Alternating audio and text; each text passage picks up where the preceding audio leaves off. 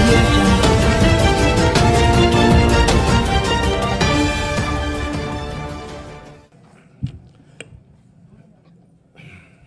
ఈరోజు ఒక పండుగ.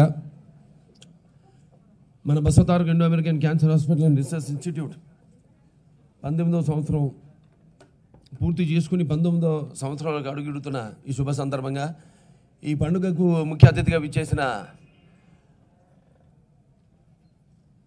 తెలంగాణ రాష్ట్రం నిజామాబాద్ జిల్లా పార్లమెంట్ సభ్యురాలు, తనకంటూ ఒక ప్రత్యేకమైన స్థానాన్ని గుర్తింపును తెచ్చుకున్న మహిళలకు ఒక స్ఫూర్తిదాయకంగా ఉమెన్ ఎంపవర్నెస్ అంటాం.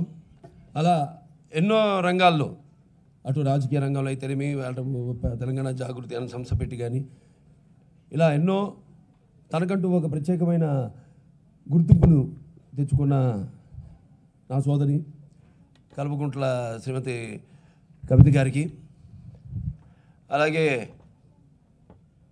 వినాశ్రియం జనం నాస్తి, వినాశ్రియం గమనం నాస్తి, వినాశ్రియం జీవం నాస్తి, వినాశ్రియం సృష్టి దేవ నాస్తి అని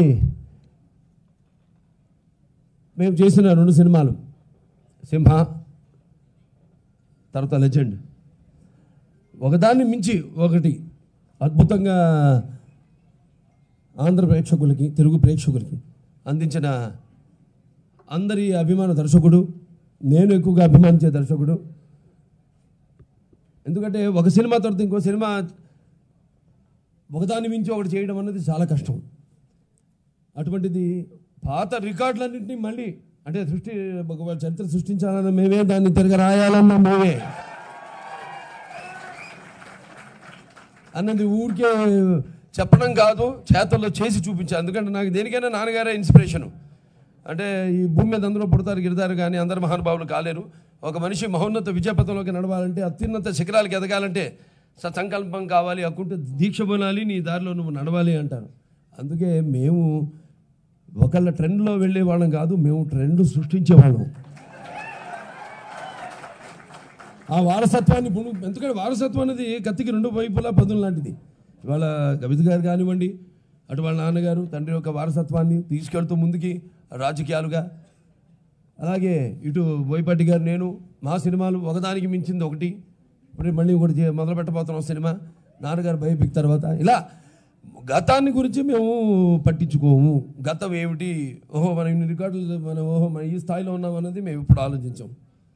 మళ్ళీ మొదటికి వస్తాం. మళ్ళీ ఏంది మళ్ళీ ఇప్పుడు ఏమి అందించాలని ఒక తపన, ఒక తాపత్రయం, ఒక ఆతృత. అటువంటి మా బోయపాటి శ్రీను గారికి, అలాగే ఇందాక వచ్చేళ్ళారు ఆవిడ మా శ్రీమతి శ్రీయాశరణ్ గారికి. అందుకే ఇంతకుముందు సినిమా పేరుతో పిలిచేవాడిని ఆవిడని. 2 సినిమాలు చేసాం, అది కూడా ఒకదాని మించింది ఒకటి. ఇక్కడ అందరూ అందుకే ఒకళ్ళు వాళ్ళ రంగాలలో నిష్ణాతులైన వాళ్ళంతా ఉన్నారు ఈరోజు వేదిక మీద. అంటే అప్పుడు నేను చెన్నకేశ్వర రెడ్డి చేయడం జరిగింది ఎప్పుడో 8 సంవత్సరాలు 10 సంవత్సరాల క్రితం. ఎందుకంటే నేను లెక్కలు పట్టించుకున్నాను. ఎందుకంటే చాలామంది అడుగుతారు నన్ను, ఆ సినిమా రికార్డు, ఈ సినిమా, నేనంతా నాకు తెలియదా ఈ రికార్డుల గురించి.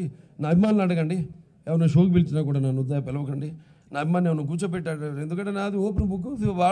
వాళ్ళకి నాకంటే కూడా ఎక్కువ వాళ్ళకి తెలుసు. అంటే ఏ విషయంలో అంటే, నా జీవిత శైలి గురించి వాళ్ళకి తెలిస్తే, నా లెక్కల గురించి వాళ్ళకి బాగా నాకంటే తెలుసు అంటాను. సో అలా ఒకళ్ళు శ్రీయాశరణ్ గారు అప్పుడు చెన్నకేశ్వర రెడ్డి చేయడం ఏంటి, మొన్న గౌతమి బుద్ధ సాధకాన్ని చేయడం ఏంటి. అలా కాకుండా ఆవిడ కూడా ఒక స్పానుడు నడుపుతుంది ఆవిడ. అంటే అంధులు, అంటే children of the lesser gods ఎంతోమంది, వాళ్ళు రకరకాల అంధులు కావచ్చు, లేకపోతే వికలాంగులు కావచ్చు. ఇక్కడ కూడా చూసాం మన ఆసుపత్రిలో, మనం వికలాంగులందరూ కూడా ఉపాధి కల్పిస్తూ, లిఫ్ట్ బాయ్లకి అయితేనేమి, మిగతా అన్ని వృత్తుల్లో వాళ్ళకి ఎలాగైనా మనం వాళ్ళకి ప్రోత్సహిస్తున్నాము. అలా ఆవిడ కూడా ఒక స్పాన్ పెట్టి వాళ్ళకి ఎంపవర్నెస్, వాళ్ళకి ఉద్యోగాలు ఇప్పించే నిమిత్తం ఆవిడ ప్రయత్నాలు ఆవిడ చేస్తున్నారు ఆవిడ. అలాగే మా ఇక్కడ member of board of trustees GSR Prasad గారు ఉన్నారు. 2వ వారసత్వం, అదే ఇందాక చెప్పారు, అదే మన వెంకటేశ్వర్లు గారు. ఎవరైతే మన మొదట్లో ఈ ఆసుపత్రిని ప్రారంభించామో అప్పుడు ఆర్థికంగా ఆయన మొట్టమొదట 1,50,000 రూపాయలు ఆ రోజుల్లో 89లో మాట్లాడుతున్నాను. అప్పుడు ఆయన ఆర్థిక సహాయం ముందుకు రావడం, ఆయన అలాగే ఆయన ఫిలాంథ్రఫిస్ట్. ఆయన అలాంటి ఒక వారసత్వాన్ని మనం ముందుకు తీసుకెళ్తున్నాం మా member of board of trustees GSR Prasad గారికి. అలాగే మన CEO గారు డాక్టర్ ప్రభాకర్ రావు గారు, ఆయన కూడా బాగా అనుభవం ఉంది. ఇదివరకు పుట్టపర్తి సాయిబాబా ఆసుపత్రిలో ఆయన పనిచేసి కూర్చున్నారు ఇక్కడ, కాబట్టి అది ఒక ట్రస్టే. సో మళ్ళీ ఇక్కడ మన ట్రస్ట్లోకి ఆయన CEO గారు రావడం, అలాగే మన మెడికల్ డైరెక్టర్ గారు ఉన్నారు, and medical oncology HOD, and మన డాక్టర్ సుబ్రహ్మణ్యేశ్వరరావు గారు. అలాగే ఆసుపత్రి ప్రారంభం నుంచి కూడా ఆసుపత్రితో ఉన్నారు మా కల్పన రఘురామ్ గారు, మెడికల్ సూపరింటెండెంట్.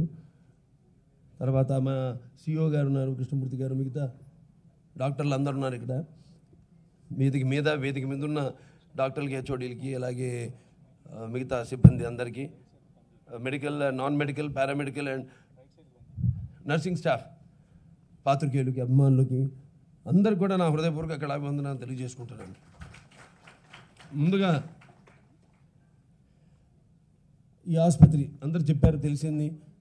ఇప్పుడు మా member of board of trustees GSR Prasad గారు చెప్పడం జరిగింది ఆసుపత్రి ప్రారంభం ఎలా అయ్యింది.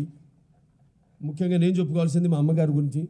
ఆవిడ ఎలా ఈ క్యాన్సర్ బారిన పడి ఎలా ఆవిడ శివైక్యం అయిపోయారు. ఆవిడ పడ్డ బాధ, అలాగే ఆవిడ చివరి కోరిక, ఈ యొక్క ఎంతో ఖర్చుతో కూడుకునే వైద్యాన్ని పేదలకు అందించాలని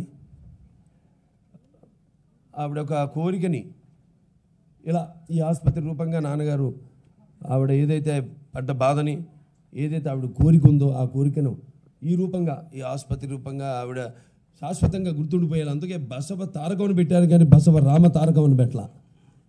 ఆవిడ అసలు పేరు బసవ రామ తారకం, మళ్ళీ ఈయన పేరుంది రామ అని. ఆయన అంత అంటే తెలియాలి, ఇది మళ్ళీ రాముడు నేను ఈ ఉంటే ఇదేది నా పేరు రాకుండా ఆవిడ ఏదైతే ఆవిడ పడ్డ బాధ అది, దానికి అందరూ కూడా ఆవిడ పేరునే తలుచుకోవాలి. మధ్యలో తెలియకపోయినా తెలిసిన నా పేరు అడ్డం రాకూడదని బసవ తారకం అని పేరు పెట్టడం జరిగింది ఆసుపత్రికి. ఆనాడు మరి ఆసుపత్రి అంచెలంచెలకు ఎదుగుతూ 40 పడకల ఆసుపత్రితో మొదలై ఈనాడు 515 పడకల ఆసుపత్రికి ఎదగడం.